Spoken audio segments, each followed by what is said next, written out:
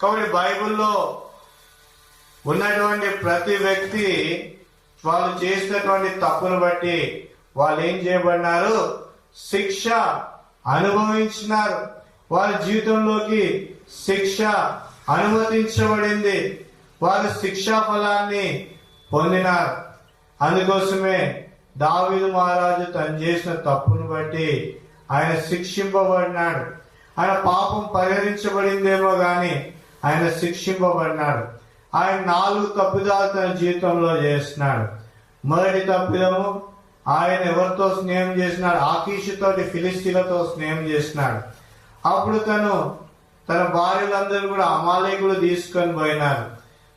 తిరిగి యెహోవా దగ్గర విచారణ చేసి తన భార్యలను తీసుకొని వచ్చుకున్నాడు.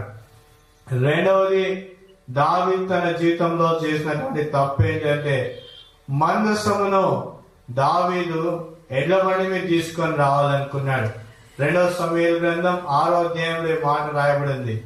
అయితే ఉజ్జా ఎప్పుడైతే ఎడ్ల బండి జారిందో ఉజ్జా మందసాన్ని పట్టుకున్నాడు. అప్పుడు ఉజ్జా మరణించినాడు. మళ్ళా ప్రధాన యాజకులను తీసుకొని పోయి దావీదు ఆ యొక్క మందసాన్ని తీసుకొని వచ్చినాడు. అక్కడ బలి అర్పించినాడు. తీసుకొని వచ్చి మందసాన్ని ప్రతిష్ఠించినాడు. మూడవది, తన జీవితంలో బెత్షెబాతో పాపం చేసినాడు. ఆయన చాటుగా పాపం చేస్తే తన కుటుంబంలో వైరం వచ్చింది. కుమారుల మధ్యలోకి వైరం వచ్చింది. కుమారుని ద్వారా తరిమివేయబడినాడు. తర్వాత 4వ తప్పిదంగా ఆయన ఇశ్రాయేలు ప్రజలను లెక్క పెట్టినాడు. దాన్ని బట్టి 3 దినాల తెగులు వచ్చింది. యెహోవా చేతిలో నేను పడుదును అని అన్నాడు. ప్రభువా, నేను చేసిన పాపానికి నేనే శిక్ష అనుభవిస్తానన్నాడు. కాబట్టి ప్రియ సహోదరుడా, నువ్వు ఈ లోకంలో శిక్ష అనుభవిస్తున్నావంటే నువ్వు ఆయన కుమారునివే. ఆ మాట రాయబడి ఉంది హెబ్రీయులకు రాసిన పత్రిక 12వ అధ్యాయము 7వ వచనం. హెబ్రీయులకు రాసిన పత్రిక 12వ అధ్యాయము 7వ వచనం. శిక్షాఫలం పొందుటకే మీరు సహించుచున్నారు. దేవుడు కుమారులుగా మిమ్మల్ని చూచున్నాడు. తండ్రి శిక్షింపని కుమారుడెవరు? కుమారులైన వారందరూ శిక్షలో పాలు పొందుచున్నారు. మీరు పాలు పొందని ఎట్లా దుర్బీజులే గాని కుమారులు కాదు. కాబట్టి రక్షింపబడిన తర్వాత చేసిన ప్రతి పాపానికి శిక్ష అనుభవించాలి.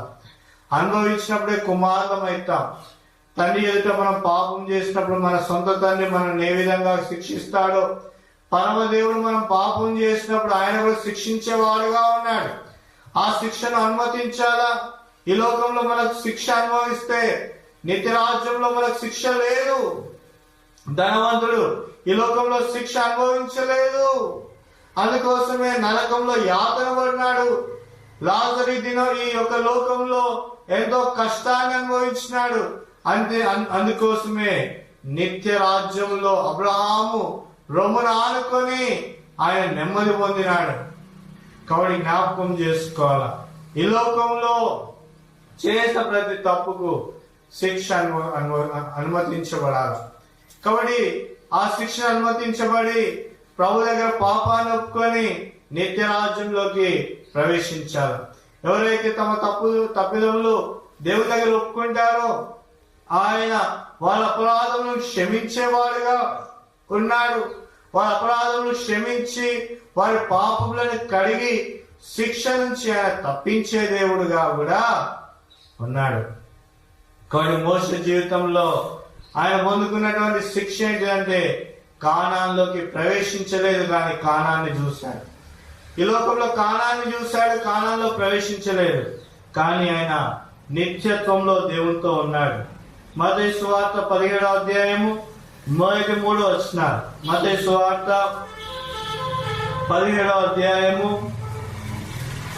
1-3 వచనాలు. 6 దినములైన తర్వాత యేసు పేతురును, యాకోబును, అతని సహోదరులైన యోహాను వెంటబెట్టుకొని ఎత్తైన ఒక కొండ మీదకి ఏకాంతంగా పోయి వారి యొక్క రూపాంతరం పొందెను. ఆయన ముఖం సూర్యుని వల్ల ప్రకాశించెను. ఆయన వస్త్రములు వెలుగువలే తెల్లని వాయను. ఇదిగో మోషేయు ఏలియాయు వచ్చి కనబడి ఆయనతో మాట్లాడుచుండిరి.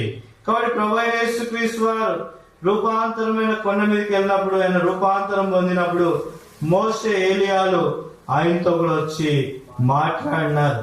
లూకా సువార్త 9వ అధ్యాయము 30-31 వచనం.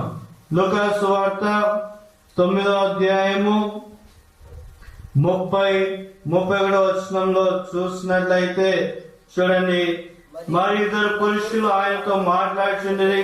వారు మోషే ఏలియా అనువారు. వారు మహిమతో పడి ఆయన యెరూషలేములో నెరవేర్చబో నిర్గమమును గురించి మాట్లాడుచుండిరి. కాబట్టి మోషే ఏలియాలు వచ్చి మాట్లాడినారు. ఏమని మాట్లాడినారు? యేసుక్రీస్తు వారు యొక్క శిలువ క్రయధనాన్ని గురించి మాట్లాడినారు. యేసుక్రీస్తు వారు అనేక మంది కొరకు చేసేటువంటి ఆ యొక్క గొప్ప బలి త్యాగాన్ని బట్టి వాళ్ళు మాట్లాడినారు.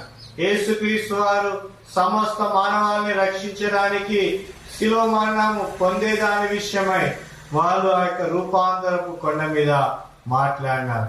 కాబట్టి మోషే గారు పరలోకంలోకి ప్రవేశించినాడు. ఈ భూలోకంలో శిక్ష అనుభవించినాడేమో గాని ఆయన నిత్యత్వంలో ఉన్నాడు.